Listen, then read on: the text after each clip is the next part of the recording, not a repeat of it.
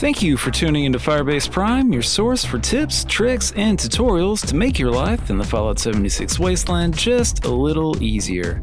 Tune in every week as I take a deep dive into new Fallout 76 topics, and make sure to subscribe and ring the bell if you'd like to be notified when new videos drop. Also, if you have a specific topic that you'd like me to make a video about, let me know in the comments down below. Update 22 is here at last, and with it comes quite possibly the largest number of changes to Fallout 76 since Wastelanders itself released earlier in the year.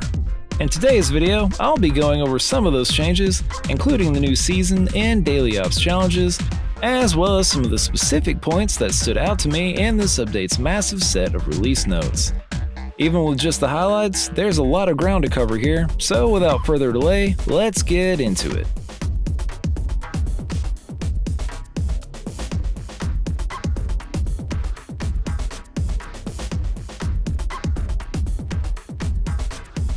One of the most anticipated changes in Update 22 is the arrival of One Wasteland. Under this new system, enemy levels now dynamically adjust to match each player that they encounter, even if the enemy is encountering multiple players simultaneously. This change will make the game much smoother for new players, especially when venturing out of the forest region, and will make the game more challenging for experienced players, as they will now encounter enemies with levels as high as 100. This change also bridges the level gap for teams consisting of both high and low level players, as dynamic level adjustments make it possible for lower level players to have the same impact on enemy health bars as their higher level counterparts. Overall, I've really enjoyed this change so far. Both of my main characters are over level 200, so now I frequently encounter level 100 enemies, at least in Cranberry Bog and the Mire. These enemies provide far better loot than their lower level counterparts did, and noticeably more XP. Events like Line in the Sand, which already provided a ton of XP to begin with, now go even further for quickly jumping levels. It also makes events in the northern part of the map far more attractive, as enemy levels in events like Swarm of Suitors now automatically adjust to their region's max level caps, making these events far more rewarding for higher level players who would have previously ignored events in lower level regions altogether.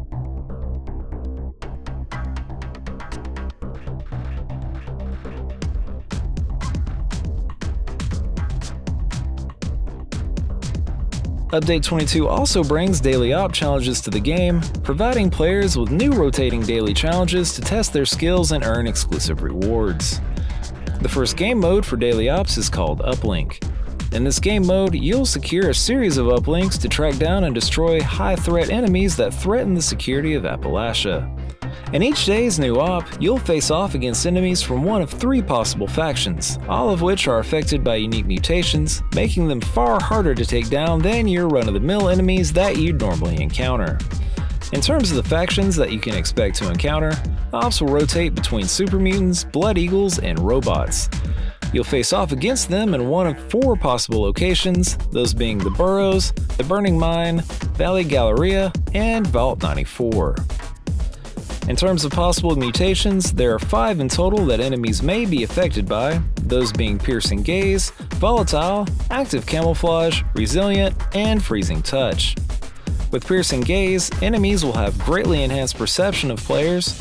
In the Uplink Daily Op mode, this mutation is always applied. With Volatile, enemies explode on death.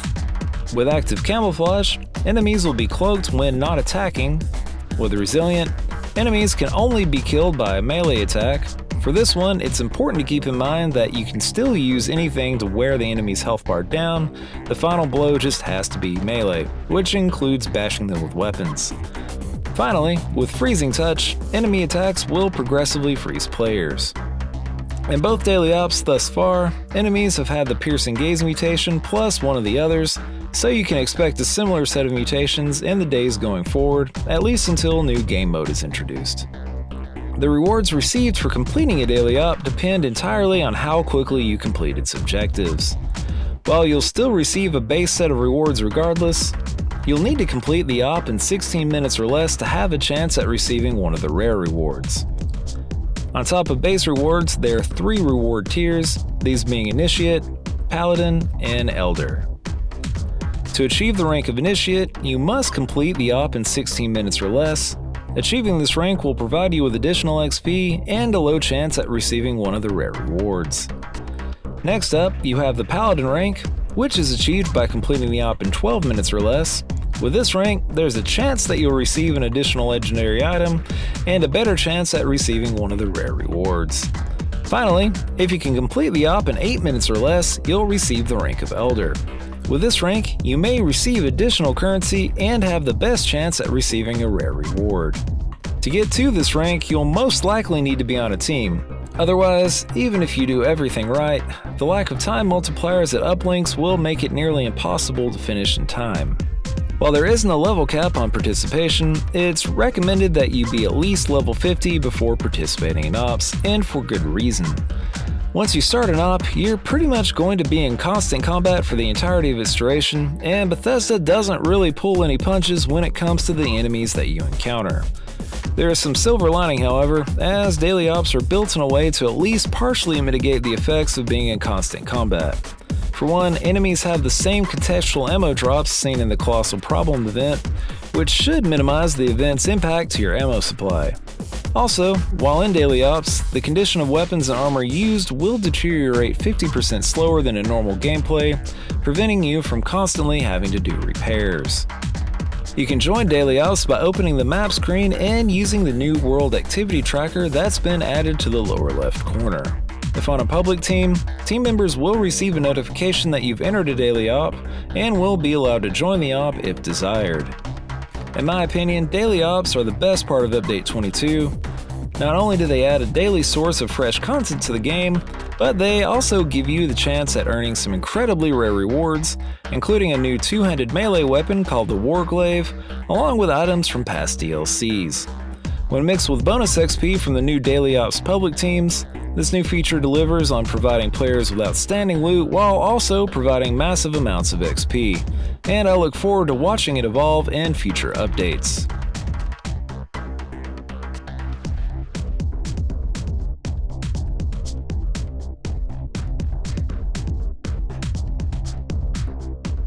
At long last, Update 22 finally brings legendary perks to Fallout 76, allowing players who have reached at least level 50 to equip and upgrade new high-level perk cards that will help supercharge builds and make life in the Wasteland just a bit easier. While you start out with access to every legendary perk card, the level of your account's highest level character ultimately determines how many legendary perks you can have equipped at one time. Starting with one legendary perk card slot at level 50, with an additional slot being made available every 50 levels, maxing out at 6 available slots once a player reaches level 300. These slots are made available to all characters on your account, so if you have a level 250 character and decide to start a new second character, the new character will start out with the ability to immediately equip 5 legendary perks. This should make leveling up a new character substantially easier, especially when combined with the changes introduced in One Wasteland.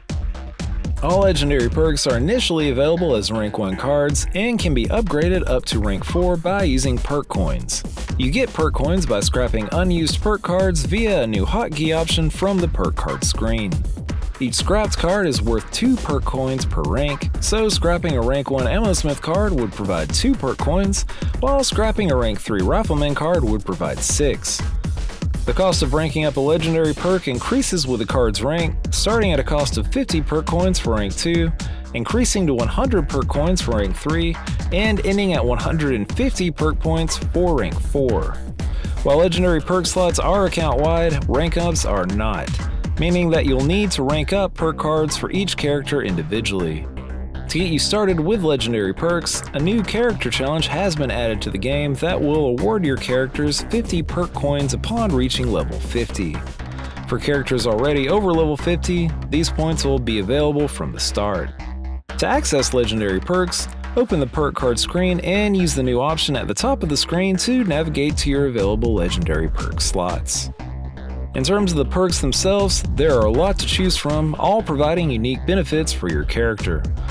While I'm not going to be going through them in this video, I will say that I found a ton of benefit from both the Ammo Factory and Electric Absorption perks on my Bloodied Heavy Gunner build, with each doing their part to dramatically reduce the amount of farming time needed to keep this character in power armor and stocked with ammo.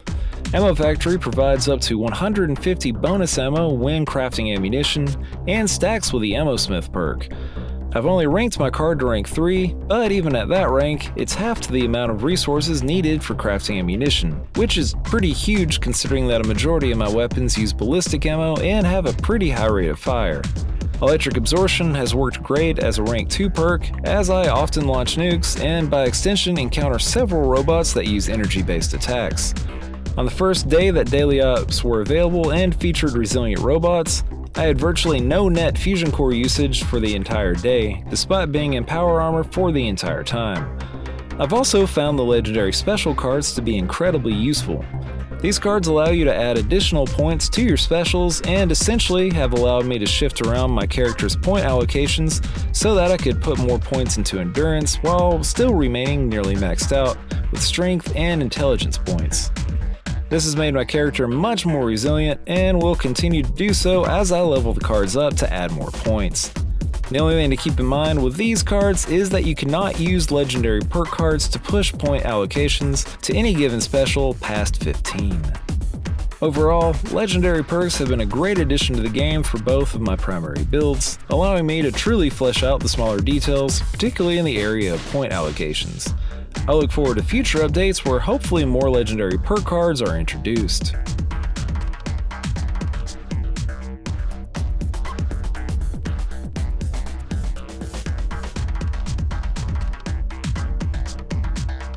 Following the end of the legendary run, Update 22 introduces a new season to Fallout 76, this time revolving around Armor Ace and the Power Patrol, which is essentially the Fallout universe equivalent to our G.I. Joe. Along with the season comes a new seasonal board designed around the military-themed franchise, along with new exclusive rewards to unlock as players progress in rank. This season features many items that I can't wait to get my hands on, including the greenhouse building set, or, as it's referred to in Fallout 4, the missing half of the warehouse building set. This season's early hitter appears to be the weight bench, which provides a +2 strength buff for 30 minutes after use. Or, at least it did, until it was discovered that these buffs could be stacked endlessly to achieve an insane increase in strength, which I imagine is why the item currently triggers an item not available for use at this time message whenever I attempt to use it now. While Season 2 follows the same overall mechanics of Season 1, it does feature some adjustments that should make participation much easier for those that aren't able to play Fallout 76 every day. These include additional daily and weekly challenges, as well as the ability to purchase rank ups immediately, instead of having to wait until further in the season. While I like the option of purchasing ranks with items, I would highly recommend that you wait on doing so until the end of the season, after you've gotten as far as you can with actual playthrough. Otherwise, you'll be getting a lot less score for each item you spend, and won't be saving as much time as you would later on. Season 2 runs for 10 weeks, ending in mid-December.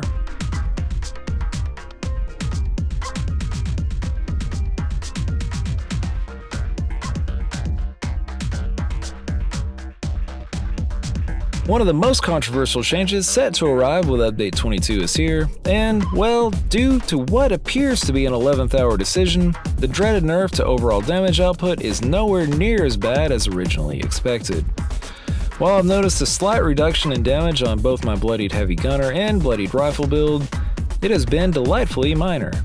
I'd even go as far as saying that most of the perceived lower damage actually comes from encountering higher level enemies due to One Wasteland and not the actual nerf itself. Either way, if you were worried that Update 22 was going to somehow wreck your existing build, you can rest assured knowing that your build is safe and you won't be noticing any major setbacks the next time that you come across an enemy. Fast travel is now free of cost to both Foundation and Crater, making it far less expensive to get in the daily faction quests and providing 2 solid hubs for fast travel to other locations in both the northern and southern halves of the map. This change should be especially beneficial for lower level players, as the Wastelanders quest line frequently requires players to visit one or both locations, which could really drain you of caps if you wanted to reach objectives quickly. This will also be nice for higher level players who have completed the main quest line, as you'll no longer have to pay caps to go cash in treasury notes. Update 22 introduces some big changes for Vault Explorers, the big one being that Vault 94 is now open to exploration in Adventure Mode and in private worlds. There's also a new no-camp building zone outside the entrance to Vault 51, which, while unmarked on the map, can be found by heading to the extreme northern extents of the map in the mountains that overlook the forest region. It'll be interesting to see what eventually comes of Vault 51, especially given that the addition of the no-camp zone is being made to prepare for future Adventure Mode content. Issues with the Ounce of Prevention quest appear to finally be fixed with Update 22, making it possible to complete the quest and, by extension, begin the Wastelanders questline. This is great news for new players and any experienced ones working on a new character, as it means that you can finally begin progressing through the Wastelanders storyline, which you've got to do before you can actually gain access to gold bullion, which is pretty important these days, especially if you want any of the new in-game items, all of which seem to be character-bound now. I'm honestly kind of surprised that it took so long for this particular issue to get fixed, especially with the game recently added to Game Pass, but it's fixed now, so that's good, I guess. The Scorchbeast Queen's wings and legs can now be crippled when encountering her in Scorched Earth, hopefully removing some of the frustrations experienced during that in-game battle. Crippling her wings will cause her to land, while crippling her legs will reduce the speed at which she can rotate to attack while on the ground. Now, if only Bethesda would introduce a change to automatically teleport grenade throwers into one of the open Scorched fissures, we'd be all set. A new no-camp zone has been added to the road in front of Allegheny Asylum to prevent an exploit that caused Scorch to spawn and stay grouped together during the Line in the Sand event. This change has seemingly outraged some in the community who are vehemently opposed to actually having to try at the event and, aim at moving things. Their thumbs down emojis will be missed at future events. A bug that would occasionally display location available at a future date notifications when attempting to access certain locations on the map, most notably the Burrows and Arctos Pharma Biome Lab, has been resolved, meaning that you'll no longer have to jump servers to gain access to broken high-level locations.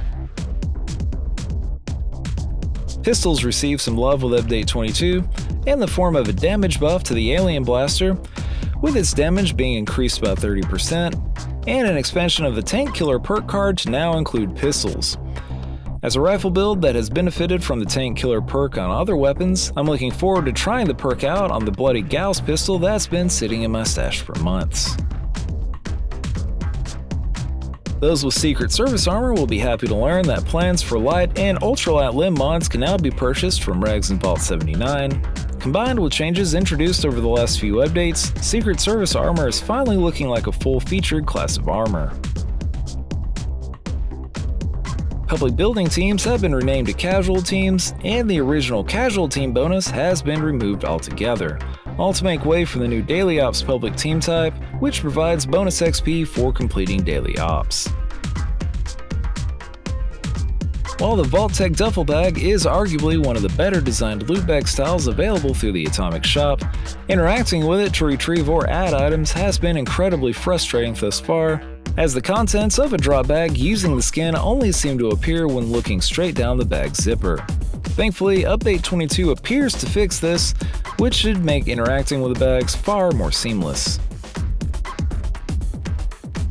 Going forward, if you decide to move your camp on a whim but forget to empty out your Collectron or ammo appliance, their contents will automatically be moved into your stash or scrap box instead of simply disappearing into the ether. As someone who impulse moves camps, this is a very welcome change. Finally, numerous issues around the communist bunker structure have seemingly been resolved, fixing a bug that caused all items placed on the floor of the structure to float, and reworking the walls so that wall decor can now be easily placed. Overall, Update 22 is pretty solid and may actually be the best update yet aside from Wastelanders itself. The rebalance brings new challenges to the game for higher level players, while smoothing out the process of initially leveling up for those new to the game, and the addition of daily ops and a new season ensure that there's always something to do. While not documented in the release notes, Update 22 also appears to have resolved several performance problems that Update 21 seemingly introduced, and judging by posts on Reddit, were experienced across all platforms. With those issues now fixed, it's a great time to return to the game if you've taken a break, and I look forward to future updates like this one from Bethesda. That's it for today's video. If you found this video helpful, make sure to subscribe and ring the bell so that you're notified every time I post new content. I'll be back next week, but until then, for the Enclave.